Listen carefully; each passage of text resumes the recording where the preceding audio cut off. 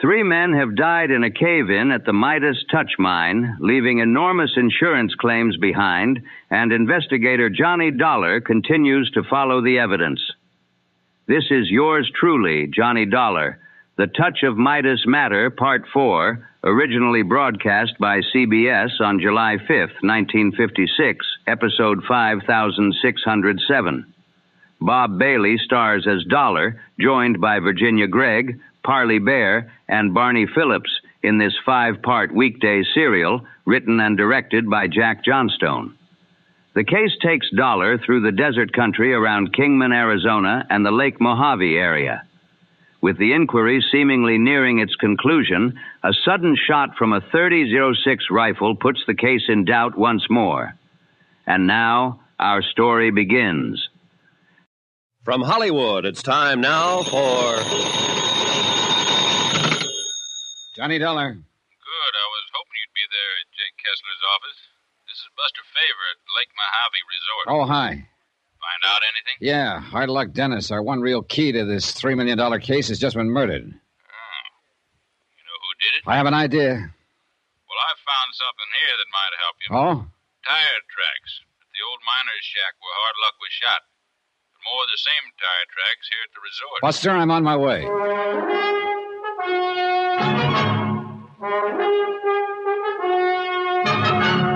Tonight, and every weekday night, Bob Bailey in the transcribed adventures of the man with the action-packed expense account, America's fabulous freelance insurance investigator. Yours truly, Johnny Dollar.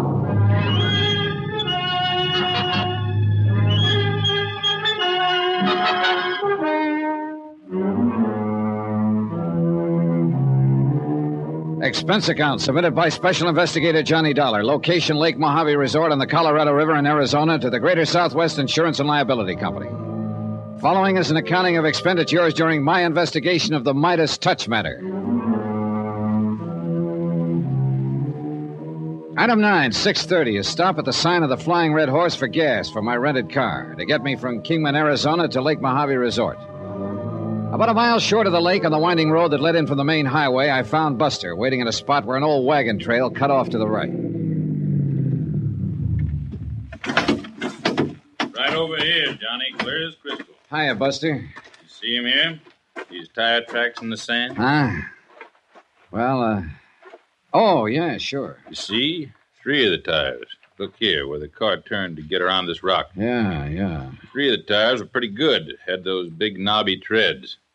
But this one, right front's almost worn smooth. Or is it the left rear? Oh, it's right front, Johnny. Car was going north, out into the desert. Huh? Tell by the little skid on this turn. Buster, you read tire tracks like some people can read footprints. Oh, that's just practice. Anyway, these are the same tracks that I found by the old shack where you met Hard Luck and he got shot at. Then let's get into my car and follow these up. Oh, whoa, Johnny. Nothing but a Jeep could get over this trail. Well, where does this trail pick up a highway again? It doesn't.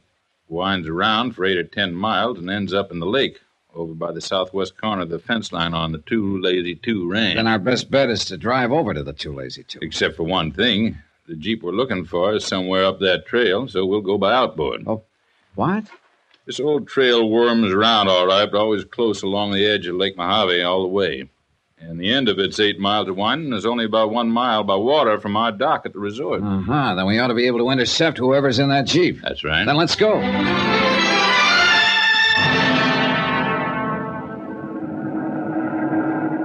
Lake Mohave was clear and calm and beautiful, perfect for fishing. But we had other things on our minds as the 30-horse outboard pushed our 14-foot aluminum boat along at better than 25 miles an hour. We stayed fairly close to the Arizona side. Look, Johnny, see that streak of dust along the shore? Yeah, somebody's been driving along there, all right. Still is.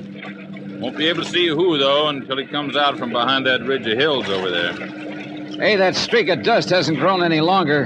Looks like he's stopped. Could be. I'll head us in toward shore. No, I still don't understand why he'd be driving out on that dead-end trail, though, unless he wants to dump a body or something in the lake. Now, that's a morbid thought. All right, but if it is a killer you're looking for... You said that trail ends at a corner of the... Hey, wait a minute, Buster. Yeah? If it's who I think it is, he overheard me tell Jake Kessler I plan to go fishing out here today. So? What was that? The motor giving you trouble? What was what? There. Hear it? Yeah, I heard it, but it wasn't the motor. Hey. That's funny. Buster, look, we're taking in water. Those holes in the bottom. Here, you take this can and start bailing. Right. I would drill a lot of holes. No, wait a minute. Look at them close. They're bullet holes. Holy smoke, you're right. Hey, that was a shot. Came from over on shore. I saw the puff of smoke over in that patch of sagebrush. Come on, let's get out of here. Swerve us around, Buster. We've been a pair of sitting ducks. Man, you were right. Keep on bailing and keep your head down. Swing us around that little point there, and we'll be out of range. Wow. You see that spread of water beside us? That guy can shoot. You aren't kidding. Okay, Buster, you can ease her up now. We're out of his line. Yeah. Well, I guess we pulled a boner, Johnny. Why not having somebody posted on that road while we came out here? Now he can climb back in his Jeep and... There, you see? Trail of dust again. Going back toward the highway. I see it. If we hadn't taken on so much water, we might be able to get back and intercept him on the highway, but it's too late now. Well, at least we know what to look for. What? The Jeep that made those tracks. Well, isn't that kind of like looking for a needle in a haystack out in this country? Buster, I think I know exactly where to look. I believe I must have bailed a good 5 gallons of water out of that boat by the time we reached the dock. Then Buster insisted on going along as I headed back up the highway toward Kingman. We stopped where the old trail cut in, only long enough to see if the Jeep tracks had come back on the highway. They had. Now that we're on the way, Johnny, where are we going? Any of these ranches out here use Jeeps, Buster? Most all the big ones, but... Including the Too Lazy Two? Yeah, that's right. Now, wait a minute. I didn't ask you who you thought was shooting at us out there on the lake. Who you thought overheard you talking about going fishing. I figured if you wanted to tell me, you would. Oh, the trouble is I still can't prove anything. All right. Now, let me tell you who can shoot like that, and with that kind of a gun. It was a 30-06. You could tell by the sound? 30-06 with a long barrel. That could mean it had a scope sight. Almost have to for that kind of shooting. Alex Bundy, foreman at the Too Lazy Two. That's who Hard Luck Dennis said shot at him. And it ties up, Johnny. Does it? He got a few too many under his belt one night at a dance party in Kingman. Yeah? Started yapping his head off about how a lot of soft-living millionaires from back east could come out here and own the place while he had to do all the work. It wasn't fair. Worm would turn sometime, even if he had to help it turn, and he'd be the one who counted the money. That's about the time everybody started talking about him and Dora. Dora? Wife of one of the Haskell brothers that was killed on the mine. Oh. Kevin Haskell. Go on, Buster. Seems Alex and Dora were seeing a lot of each other on the sly. Everybody kind of stood around waiting to see if Alex was trying to get some control of the ranch that way. That's Union Pass right ahead. Just over the tops of road to the left. Shortcut to the Too Lazy Two. Oh. That's where you want to go, isn't it? Yeah, Buster, that's where I want to go. It was only a couple of miles into the ranch's fence line, but a good 3 miles further to the main house and its cluster of outbuildings. Buster's sharp eyes first noticed the Jeep parked by the side of what looked like a big tool shed, and I drove slowly past it. Slowly enough so that he could study its tires and the tracks on the dusty ground. Uh-huh. Well? That's the one, all right. Then keep an eye out for Alex and that gun of his. Yeah, and be ready to duck. Try the main house. Okay. You know, I got a kind of funny feeling now that we're here, we should have brought a posse along. Afraid it's too late for that now. That is a gun bulging under your jacket, isn't it? Oh, yeah. But I'm wondering what chance a little 38 lemon squeezer has against a high-powered rifle. Oh, come on. Keep your eyes peeled. Johnny, I'm beginning to feel like I'm right in the middle of an old-time Western movie. Maybe you are, Buster. Maybe you are. Why, Buster. Oh, how are you, Dora? Don't just stand there. Yes, ma'am. The woman standing on the porch of the old house looked strangely out of place on this big western desert ranch. Perhaps it was because of her clothes, two-tone sports shoes, and a crisp, well-tailored white linen dress that served to accent the lines of a trim, athletic figure and go perfectly with her short, boyish-cut hair. Ms. Haskell, this is Mr. Dollar. Johnny Dollar. Hello, Mr. Dollar. Jack Kessler told me you were here. Come in, please. Okay, thank you. I suppose he told you why I'm here. No, leave the door open for the breeze. Oh. He said to investigate the death of my husband, Kevin, and his brothers in that mine accident. Sit down, won't you? Thank you. Do you think it was an accident? According to Mr. Kessler, you don't. Why? Because it means his company would have to pay only $1.5 million to me instead of $3 million? Somebody found pretty concrete evidence there in the mine that one of the rock pillars supporting the roof had been deliberately pulled down. Hard luck Dennis. If what you say is true, he must have done it. It was Hard Luck who told me about it, who showed me the winch that was used to do it. And that winch, Mrs. Haskell, could have come from only one place around here. This ranch. Oh, no. You mean, no, you can't mean that somebody here at the ranch did it. Kind of looks that way, doesn't it? But who? That's what I hoped you might be able to tell me. Who beside you could profit by the death of your husband and his brothers? Who here at the ranch? Alex Bundy, perhaps? Alex, how? By marrying into the family? What are you talking about? That is, of course, if one of the Haskell brothers were to die. Kevin, perhaps. That's absurd. Oh? I had a notion that you and Alex were somewhat interested in each other. Well, you're wrong. He may have been interested in me. He was, as a matter of fact. He made it very difficult for me. How do you mean that? He kept trying to force his attentions on me. And you didn't reciprocate? Of course not, because... Well, go on. Because I knew what his real motives were.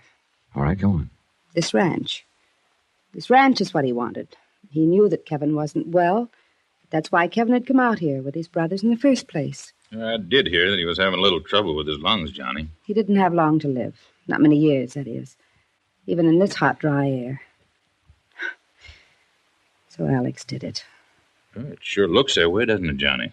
What led you to look for him here? It was Alex Bundy who shot up Hard Luck Dennis.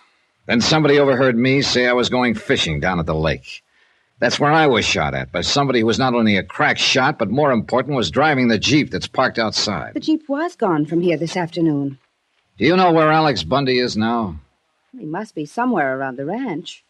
And you must get him, Mr. Dollar. I'll help you. I'll help you find him. But don't go unarmed. Here, I'll give you one of my rifles. Hey, that collection of high-powered rifles is yours? Yes, at a national rifle team in college here. I'll give you ammunition. And Buster, you take one. This .30-30. No, I don't know, Mrs. Take it. What Mr. Dollar says about him is true. Alex may try to shoot before you... Mr. Dollar. Dora! Mr. Dollar, be ready when he comes in. Dora, why don't you tell me you were through with the Jeep? You know I wanted to use it this afternoon. Dora? Well, well. Don't move, Mr. Dollar. Your gun isn't loaded.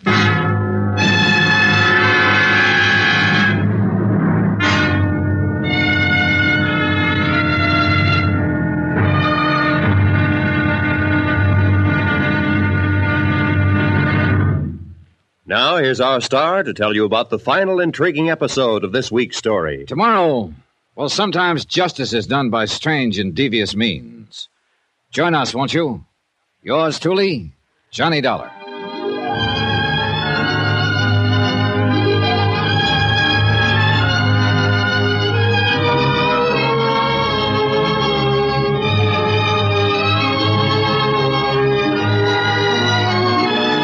Yours truly, Johnny Dollar, starring Bob Bailey, is transcribed in Hollywood. It is produced and directed by Jack Johnstone, who also wrote this week's story. Be sure to join us tomorrow night, same time and station, for the next exciting episode of Yours truly, Johnny Dollar. Roy Rowan speaking.